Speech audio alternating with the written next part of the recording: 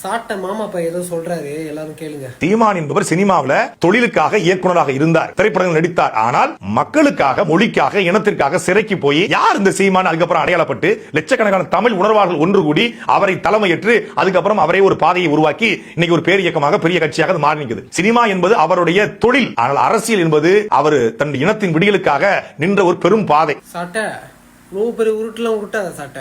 அப்ப எதுக்கு சீமான் இப்ப ரீசெண்டா லவ் இன்சூரன்ஸ் கம்பெனி அந்த படத்தை எதுக்கு நடிச்சான்?